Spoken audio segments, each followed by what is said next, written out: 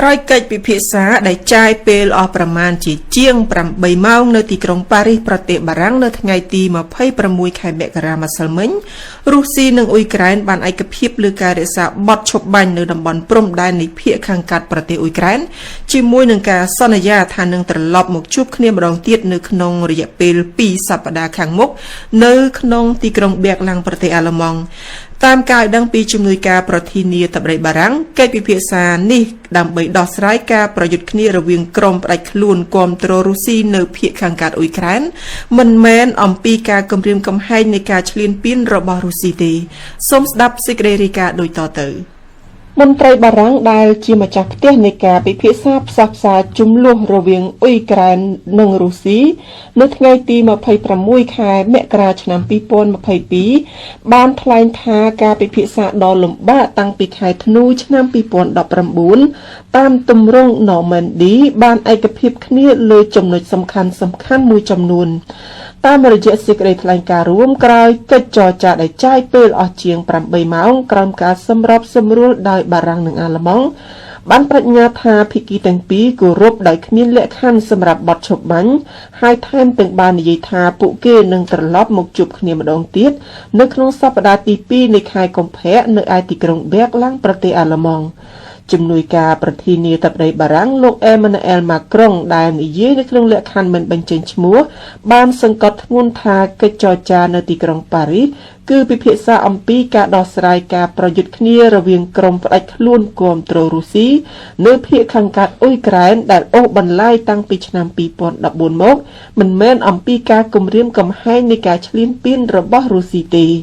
បេសកជនរុស្ស៊ីលោក Dmitry Goza បានគូបញ្ជាក់ថាស្ថានភាពនៅតំបន់ភាគខាងកើតនៃប្រទេសអ៊ុយក្រែនជាកន្លែងដែលក្រុមបំបែកខ្លួនគាំទ្ររុស្ស៊ី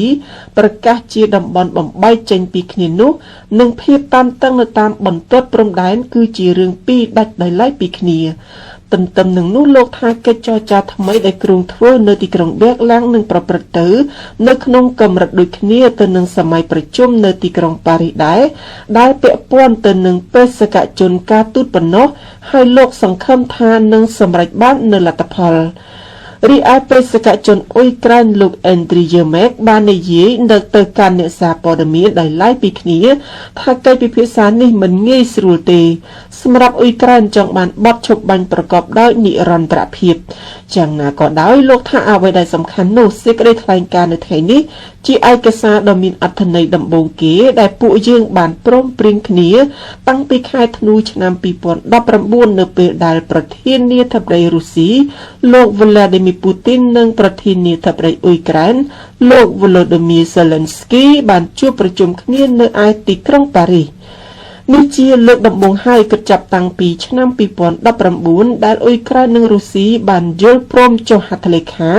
លើសេចក្តីថ្លែងការណ៍រួមមួយជាមួយបារាំងនិងអាល្លឺម៉ង់អំពីចំនួនដែលកំពុងបន្តរវាងកងកម្លាំងអ៊ុយក្រែននិងក្រុមបំបែកខ្លួនគាំទ្ររុស្ស៊ីនៅភាគខាងកើតនៃប្រទេសអ៊ុយក្រែនការចរចាដែលកំពុងតែប្រព្រឹត្តទៅនិងដែលបារាំងសាទរថាជាសញ្ញាល្អនេះស្ថិតនៅក្នុងទម្រង់ Normandy ដោយសំដៅទៅលើកិច្ចព្រមព្រៀងសន្តិភាពឆ្នាំ2014-2015ដែលជាការព្រមព្រៀងគ្នារវាង4ភាគីរួមមានអាល្លឺម៉ង់បារាំងអ៊ុយក្រែននិងរុស្ស៊ីកិច្ចព្រមព្រៀងបទឈប់បាញ់ឆ្នាំ2014ដែលត្រូវបានពង្រឹងនៅឆ្នាំ2020បានជួយបញ្ចប់ការប្រយុទ្ធគ្នាដ៏អាក្រក់បំផុតលើតំបន់បំបែកនៅភាគខាងកើតអ៊ុយក្រែនដែលបានឆក់យកជីវិតមនុស្សប្រហែលជា 13,000 នាក់បណ្ដាប្រទេសលោកខាងលិចមានការព្រួយបារម្ភថារុស្ស៊ីអាចប្រើការផ្ទុះអាវុធនៅក្នុងការប្រយុទ្ធគ្នានៅតាមបណ្ដោយជួរមុខរវាងទាហានអ៊ុយក្រែននិងពួកបំបែកខ្លួនគាំទ្ររុស្ស៊ីដើម្បីជាលេសដើម្បីបើកការលុកលុយប្រទេសជិតខាងវិបត្តិអ៊ុយក្រែនបាននឹងកំពុងតែបន្តជាបច្ចុប្បន្នភាពក្តៅគគុកប្រឈមទៅនឹងការគំរាមកំហែងចូលឈ្លានពានអ៊ុយក្រែនពីរុស្ស៊ីអង្គការ NATO និងអាមេរិកកំពុងតែត្រៀមយុទ្ធសាស្ត្រឆ្លើយតបតាមផ្លូវយោធាប្រធានាធិបតីអាមេរិកលោក Joe Biden បានប្រកាសដាក់ទ័ពចំនួន 8,500 នាក់ឲ្យស្ថិតនៅក្នុងស្ថានភាពប្រុងជើងការហើយ NATO បានពង្រាយទ័ពប្រមាណ 4,000 នាក់រួមទាំងរថក្រោះប្រព័ន្ធខែលមីស៊ីលនិងកម្លាំងស៊ើបការនៅតាមប្រទេសអឺរ៉ុបខាងកើត ក៏ប៉ុន្តែសហភាពអឺរ៉ុបជាពិសេសបារាំងក្នុងនាមជាប្រធានបដូវវេនសហភាពអឺរ៉ុបនៅតែមានជំនឿនិងចង់បន្តប្រើយន្តការការទូតនៅថ្ងៃពុធទី26ខែមករានេះទីក្រុងប៉ារីរៀបចំឲ្យមានឡើងវិញនៅកិច្ចប្រជុំ4ភាគីក្រោមទម្រង់ Normandy ដែលមានបារាំងអាល្លឺម៉ង់រុស្ស៊ីនិងអ៊ុយក្រែនគួររំលឹកថាទម្រង់ Normandy នេះបានបង្កើតឡើងកាលពីឆ្នាំ2015ដើម្បីដោះស្រាយជម្លោះនៅ Donbas ប្រទេសអ៊ុយក្រែនលោក Cyril Pratt សាស្ត្រាចារ្យនៅសាកលវិទ្យាល័យវិទ្យាសាស្ត្រនយោបាយក្នុងទីក្រុងប៉ារីបានយល់ឃើញថាវាល្មមដល់ពេលដែលសហភាពអឺរ៉ុបចូលខ្លួនដើរតួនាទីសំខាន់នៅក្នុងវិបត្តិអ៊ុយក្រែននាពេលនេះសូមស្ដាប់ការលើកឡើងរបស់លោក Cyril Pratt ដែលវិទ្យុបារាំងអន្តរជាតិបានជួបសម្ភាសតាមខ្សែទូរស័ព្ទនិងមានការប្រែសម្រួលដោយគុជកុនធីរ៉ា Il est temps que les Européens soient des acteurs de cette crise plutôt que des enfants qu'on tient en dehors de la pièce. Depuis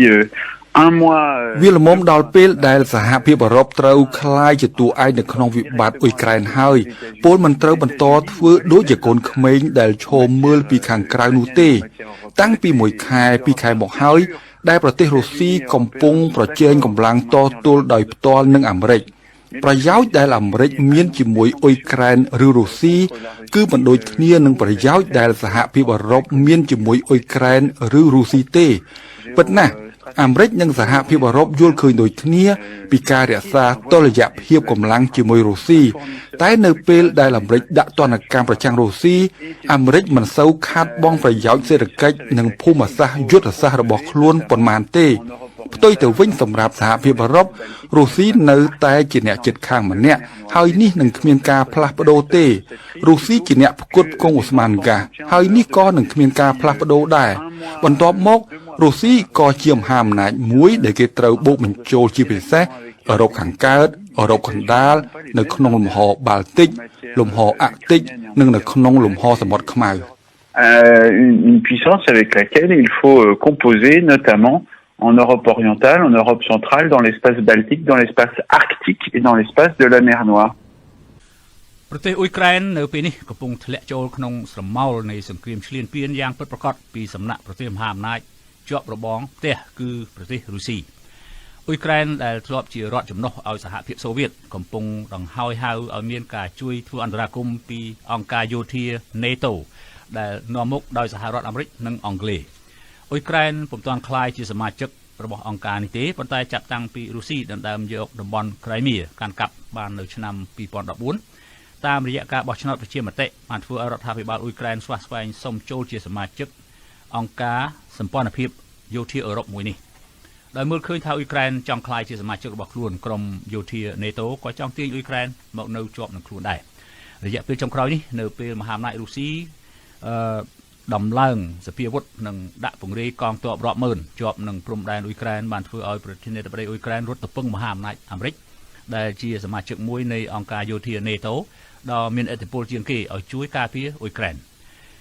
ដោយមើលឃើញសភាពការយោធាកាន់តែធ្ងន់ធ្ងរសហរដ្ឋអាមេរិកនិងចក្រភពអង់គ្លេសដែលជាមហាអំណាចមួយក៏បានបញ្ជូនសភាវុធរបស់ខ្លួនទៅជួយកងទ័ពអ៊ុយក្រែនព្រោះថាបើសង្គ្រាមផ្ទុះឡើងកងទ័ពអ៊ុយក្រែនពុំមានអាវុធទំនើបក្នុងដៃនោះទេគឺអាវុធរបស់អ៊ុយក្រែនមានសប្តាហ៍ថ្ងៃនេះសុទ្ធតែជាអាវុធបន្សល់ទុកពីអតីតសហភាពសូវៀតទោះជាយ៉ាងណាក្តីអ៊ុយក្រែនក៏មិនបានចុះចាញ់មុនសង្គ្រាមផ្ទុះឡើងដែរដោយបានដាក់ពង្រាយអាវុធទោះជារបស់សហភាពសូវៀតក៏រួចរាល់អស់ហើយនៅតាមព្រំប្រទល់ដែនជាប់នឹងរុស្ស៊ីជាមួយនឹងវត្តមានកងទ័ពជាង 150,000 នាក់ទំនងដូចនេះហើយមើលទៅបានជាសហរដ្ឋអាមេរិកនិងអង់គ្លេសមានចិត្តចង់ជួយអ៊ុយក្រែនមកទល់ថ្ងៃអង្គារទី25មករាម្សិលមិញប្រទេសសមាជិកអង្គការសម្ព័ន្ធភាព NATO ក៏បានបញ្ជូនកម្លាំងទ័ពចូលរួមនឹងទាហានអាមេរិកកាំងជិត 10,000 នាក់ទៅត្រៀមនៅប្រទេសឡាតវីយ៉ាប្រទេសអេស្តូនីយ៉ានិងលីធូអានីយ៉ាអូស្ត្រាលីក៏ចង់ចូលរួមដែរបើសិនជាត្រូវការតែបើនិយាយអំពីកម្លាំងទ័ពនិងសភាវុធវិញអ៊ុយក្រែនមិនអាចប្រៀបធៀបនឹងរុស្ស៊ីឡើយមានន័យថារុស្ស៊ីចង់លេបអ៊ុយក្រែនបានគ្រប់ស្ថានភាពទាំងអស់